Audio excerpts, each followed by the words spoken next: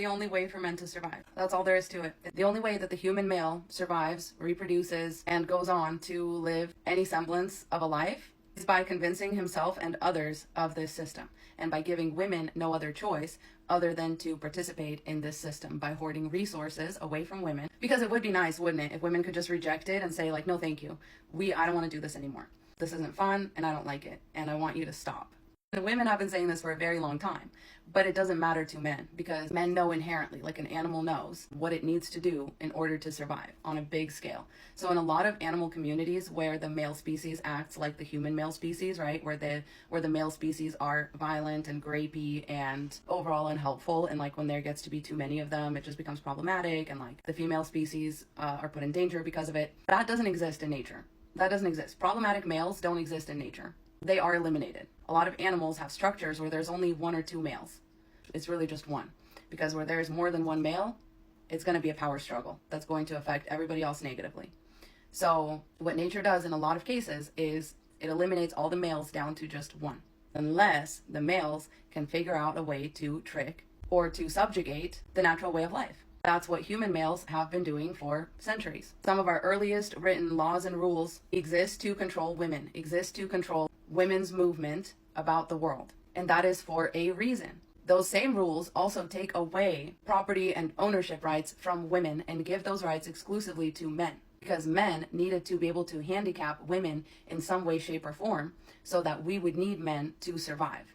So they've basically taken the way of nature and flipped it on its head, which is very unnatural, which is why women have been rejecting it for centuries to no avail. Because what men have been able to do is to hoard resources and to use force against women, and to use abuse and subjugation against women in order to control them and in order to ensure their own survival of the male population. We also know that men used to not reproduce nearly as much as women. For example, back even in the hunter-gatherer days, 17 women reproduced for every one man. And I just feel like once we started gaining consciousness and things like that, the thing that helped Homo sapiens survive was belief. The ability to believe in things that aren't real, things that don't exist. And this is just one outpouring of that. Like, that's the reason why we have religion, but it's also the reason why we have the patriarchy, is because of this evolutionary development that happened in our brain that allowed us to unite in like these big, huge groups. Whereas like Neanderthal groups were typically comprised of like 4 or 5 people. Homo sapiens were able to mobilize giant crowds just by using raw tactics, and by using like their belief in certain things to mobilize masses and to sort of like change and manipulate and alter reality. And unsurprisingly, this actually resulted in Homo sapiens eliminating other groups of sapiens that were roaming the earth simply because they had this ability to share belief systems. So if you were able to understand all that, then this should make perfect sense to you. Men convinced women that women need men. The inception of this was to convince everybody that God is not a woman, God is a man, and that men are somehow more valuable in society than women, and that men are somehow more valuable even to nature than women are, which is demonstrably not true.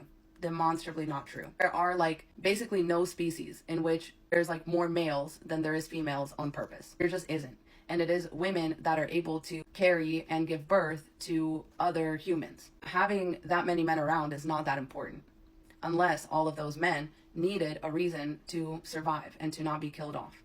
Even then, this was always the work of like much richer men. Because if they could convince the poor and unimportant men that they were still like really important to society, they could also convince these men to go into battle and lay their lives down for a cause, basically to further the spread of their own seed, but they're actually dying. But men are just easily convinced. They're easily convinced that they're important because they don't feel important, because they know that they're not that important to Mother Nature. Women are far, far, far more important. That's why women historically have not been conscripted to go to war, because women are the ones that will need to repopulate the earth after the war.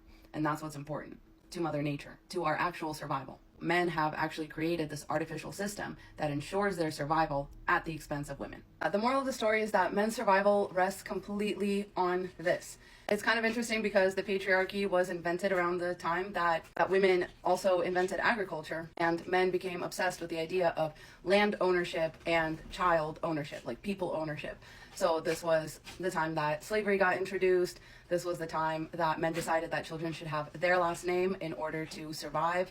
If you look back at the actual history of hunting and gathering, it was mostly the women that did both. So men know inherently that they don't possess the necessary skills to survive.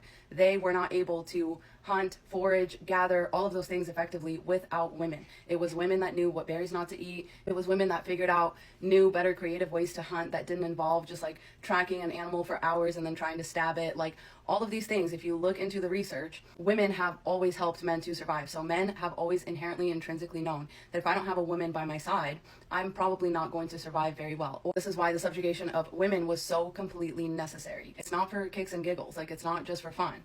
It's really their survival depends on women. The survival of the male species, and just by default, depends on the female part of that species, of course. But especially in the case of human males, they have over the history of time have never quite proven themselves to be particularly useful or prone to survival. It's always been women that prove themselves useful and prone to survival. Men actually just went out and created an artificial usefulness for themselves. They hoarded resources, they limited women's mobility, they told women lies about themselves, they subjugated women, they raped women, they assaulted women, all for the purpose of making themselves useful to the same women that they were abusing and hoarding resources from. Because everybody needs resources to survive, even women, right? When you are cut off from resources, when you're cut off from community and you are forced to deal with men in the capacities that women have been forced to deal with men in, you become subjugated and you become easy to control and easy to abuse. And women are just now waking up to this fact. So we are still like early on in our history. And this is really some of women's first attempts to sort of, you know, shake men off and try to survive on their own. And you can see how the men are feeling about that. So be careful out there. I love you so much.